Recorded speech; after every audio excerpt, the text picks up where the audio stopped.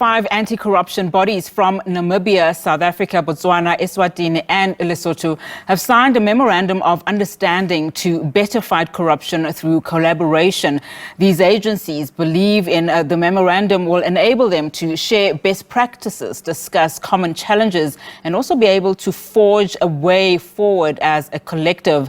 Now let's discuss this further. We're now joined by Willem Els via Teams. He is a senior training coordinator at the Institute for Security Studies. Willem, thank you so much for your time this afternoon. Let's talk now about the significance of this memorandum of understanding. So these SADC members, including South Africa, signing the agreement to cooperate in fighting illicit trade. Just how effective will this latest initiative be, do you think? Good afternoon to you. Yes, I think it's a very important step forward to sign this MOU because, South Africa is part of SADC and we're an integral part with a lot of trade, and the majority of the trade coming to South Africa and also leaving South Africa. So we are very glad because of this agreement, because we believe that if it is implemented correctly, it should go a long way in order to curb corruption and also transnational organized crime between these countries. Just talk to us, Willem, just for the benefit also of our viewers. What are the most common transactional crimes we are talking about here, particularly in these affected countries?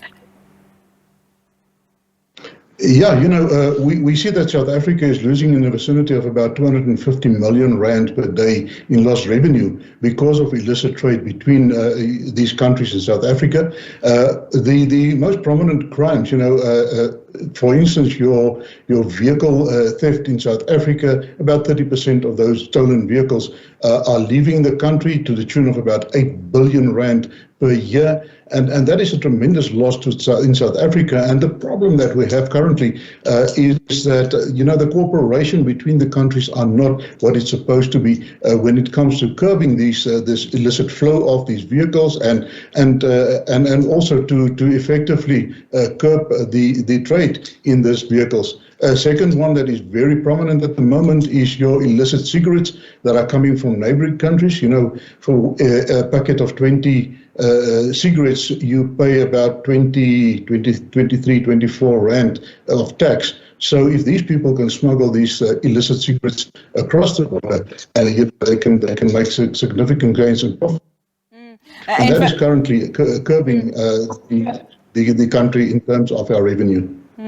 In fact, South Africa was grey-listed, by the Paris-based Financial Action Task Force because of its failure to comply with its standards and measures to combat illicit financial flows. And we are speaking of about $62 billion a year because of illicit financial flows. So how important then will South Africa do within this MOU in as far as its strategy is concerned to make sure that it has its ducks on the row?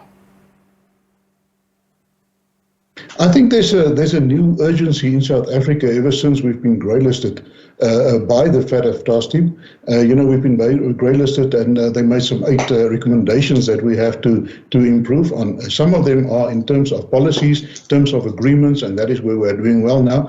But unfortunately, is in your political world and also in your demonstration. We have to demonstrate that we are actively prosecuting these people. We have to have some cases in court where we demonstrate that we are curbing these type of crimes by means of successful prosecutions. So this will go a long way in order to support South Africa. Countries like Zimbabwe has already been delisted from the grey list. So that is good. South Africa's got a long way. Mozambique is also being listed. They are 1 year ahead of us. They already submitted their first report. So in terms of the FATF grey listing, I think it will also go a long way to assist South Africa to effectively get delisted. And what do we know about these other countries that have also signed the MOU in as far as what they are dealing with is concerned, namely Namibia, Botswana, Eswatini and Lesotho? Yeah, they're dealing with similar challenges like South Africa. Of course, South Africa's economy is much bigger than their economies. But at the end of the day, they are facing similar challenges. We have to have our policies in place. We have to have our agreements in place. We have to have our legislation in place And then, most of all, we have to demonstrate that willingness to prosecute and to go all the way against organized crime. You know, at the end of the day, South Africa is currently rated number 42 on the global illicit trade index. And that is out of 80 countries. So that is not too good for us. What might causes us to be rated that highly is our policies that are in place. But that is bringing us back, and what is hampering us tremendously is the rampant organized crime that is in South Africa, not only prevalent in South Africa, but also in the neighboring countries. And how much of that is, affecting the lack of foreign investment that we are seeing in South Africa, particularly, would you say?